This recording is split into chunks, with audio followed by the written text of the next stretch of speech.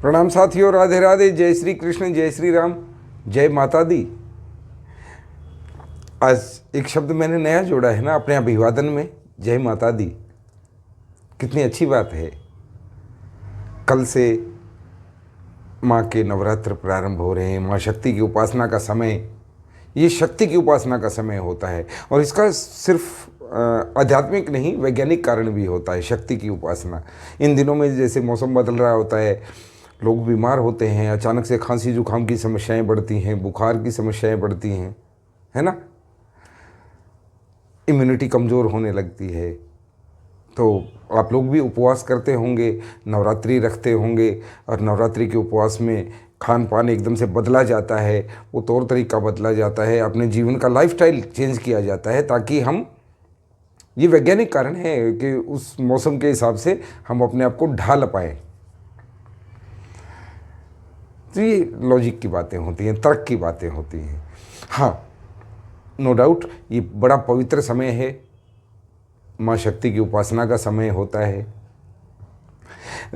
यहाँ भी मैं कुछ ना कुछ आपके लिए लेके आऊँगा। सबसे पहली बात मेरी ध्यान से सुनिए आप। यदि आपको लगे तर्क संगत है तो अमल करना। हम शक्ति उपासना करते हैं। शक्ति उपासना में नवरात्रि 9 दिन हम क्या करते हैं, उपवास भी किया। कुछ लोग कहीं कहीं पे मैंने देखा माता रानी का भोग भी देते हैं हर रोज। और वो कहाँ देते, चौरास्ते पे, चौराहे पे, क्रॉसिंग्स।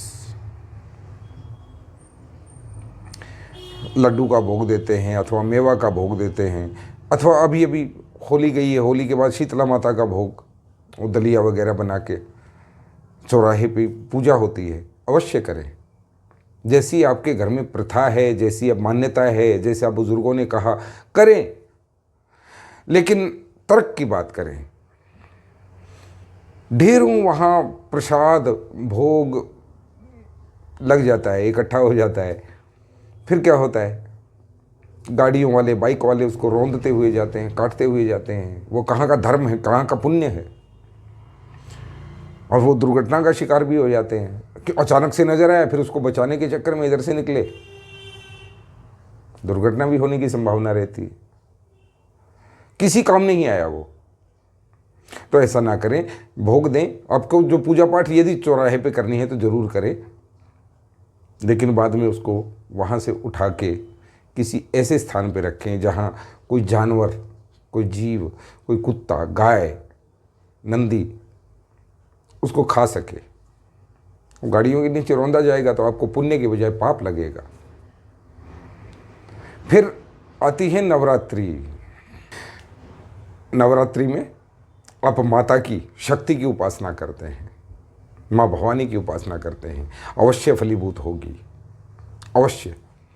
लेकिन जिस दिन हम कढ़ाई करते हैं व्रतों का, जिस दिन समापन होता है, उस दिन हम क्या करते हैं। कुछ लोग दुर्गाष्टमी, रामनवमी पे करते हैं। तो नवमी पे या अष्टमी पे कभी भी करें, वो तो आपकी इच्छा की बात है। कन्या बिठाई जाती हैं, कन्या पूजन होता है, बहुत उत्तम है। कन्याओं के लिए क्या करते हैं आप, हलवा, पूरी, छोले का भोग बनाते हैं, बहुत अच्छी बात है। साथ में उनको कुछ दक्षिणा देते हैं, कुछ गिफ्ट्स देते हैं आप।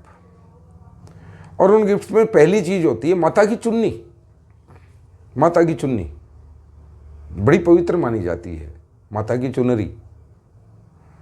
लेकिन कैसी, आप फॉर्मेलिटी भर करते हैं, इतनी इतनी वो 10 रुपए की चुन्नी बाजार में आती है, लड़कियों को उठाई, पैर छुए, आशीर्वाद लिया, माता रानी कृपा करना, जाओ। आप दक्षिणा दें, आप कुछ भी करें, वो आपके भाव हो सकते हैं। लेकिन वो चुन्नी काम क्या आई, मुझे ये बताएं आप। वो चुन्नी आपको जितना पुण्य मिलना था उससे कई गुना अधिक पाप का भागी बना देगी। क्यों?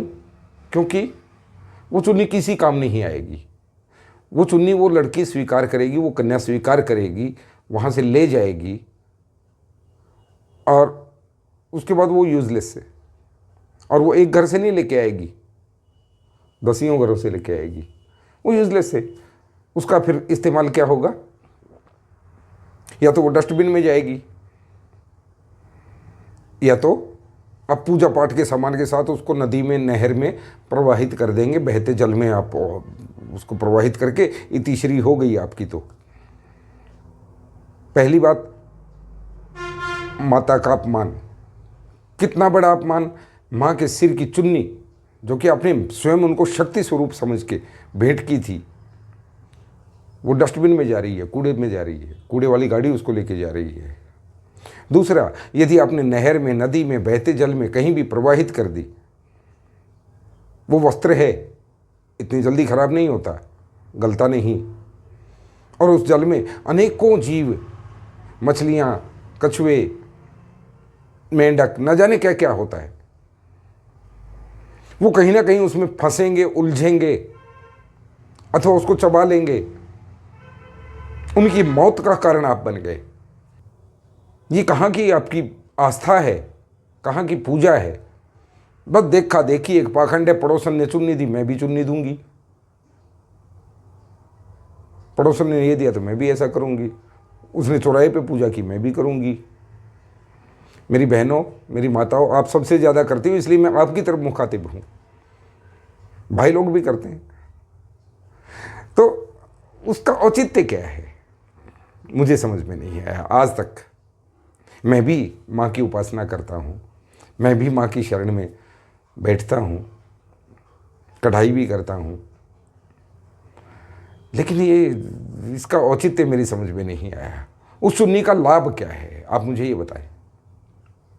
यदि आपको उनको कुछ भेंट करना है, कन्या पूजन करना है, कंजक पूजन, जो भी आप बोलें, माता स्वरूप हैं, कोई शक नहीं है इस बात में, मुझे भी कोई ऐतराज नहीं इस बात से। लेकिन वो चुन्नी किस काम आएगी, आप मुझे इसका जवाब देते हैं।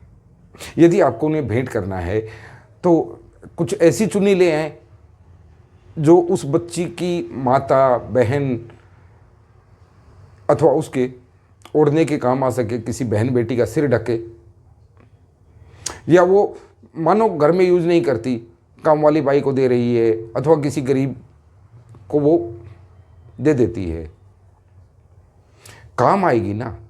ऐसी चुन्नी लाएं। 100-150 रुपये में ऐसी चुन्नी दुपट्टे खूब अवेलेबल हैं, जो कि आम ओढ़े पहने जा सकते हैं। वो इतनी इतनी चुन्नियाँ गोटा किनारी लगी हुई, और वो फिर वो सड़कों पे नजर आती हैं।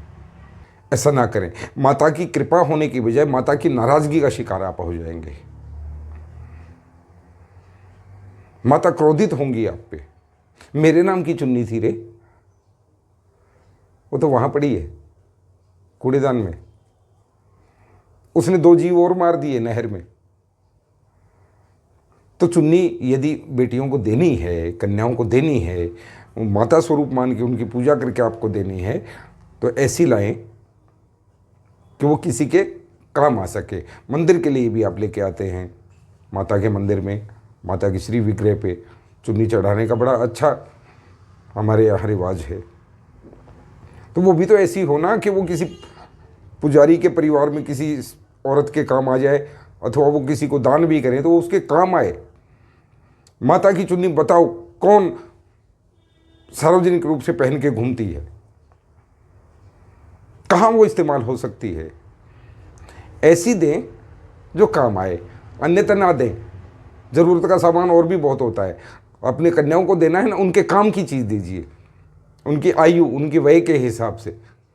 छोटी बच्ची है, कोई खिलौना जिससे कि उसके हृदय से प्रसन्नता निकले, आपके लिए आशीर्वाद निकले। कोई पेंसिल, इरेजर, शार्पनर, जो उनकी शिक्षा में काम आए। माता के साथ साथ, भवानी के साथ साथ सरस्वती भी प्रसन्न हो, उनकी शिक्षा के काम आएगी। ऐसी कोई वस्तु उनको भेंट करें। मेरी तो यही कामना है। इतनी इतनी चुन्नियाँ हैं क्या? कहाँ का तुक है? आप खुद ही कहें यार। बस दुनिया करती है, हम भी करेंगे। इस बात के पीछे न भागे। माँ शक्ति जीवनदायिनी हैं, पालन करने वाली हैं, हमारी रक्षक हैं, कोई शक नहीं। लेकिन उनकी चुन्नी, चुन्नी यानी शीश का वस्त्र होता है, उसका ऐसे अपमान ना होने दें, उसे डस्टबिन में ना जाने दें, अथवा उसे किसी जलीय जीव की मौत का कारण ना बनने दें। ऐसा भी तो कुछ किया जाए ना, करना। माँ भवानी बहुत कृपा करेंगी आप पे। राधे राधे, जय माता दी।